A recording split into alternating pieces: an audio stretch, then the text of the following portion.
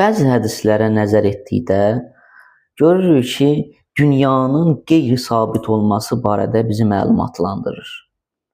Dünya hansı prizmadan, hansı cəhətdən qeyri-sabitdir? Həzrət Əli əleyhissalam buyurur, dünyanın izzət və hörmətinə meyl etməyin. Dünyanın fəxri, ad-sanı aradan gedəndir. Dəyişir, aradan gedir. Yəni sabit deyil. Cazibələri və nemətləri sona yetəndir. Bunda da dəyişkənlik var. Yəni sabit deyil. Yəni bir istiqamətdə deyil.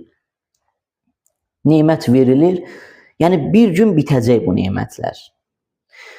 Onun çətinlikləri və əziyyətləri axırı bitəndir. Yəni çətinlik və əziyyət də bitəcək bir gün.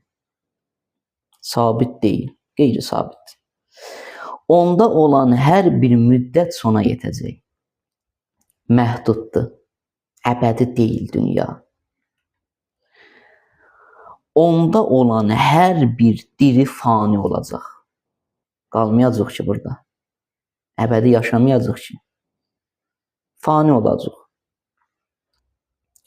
Məgər keçmişdəkilərdən və dünyadan köçən ata-babalarımızdan qalan əsər əlamətlərdən sizin üçün ibrət yoxdurmu?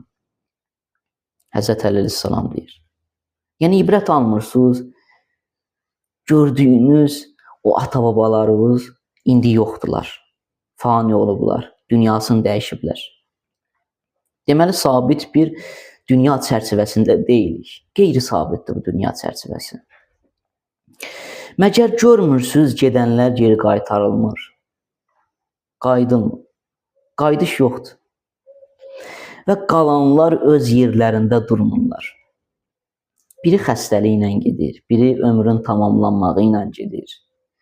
Yəni hər bir yolla insan bu dünyadan köçür. Dünyaya bağlanmaq insanların ən mənasız hədəflərindəndir.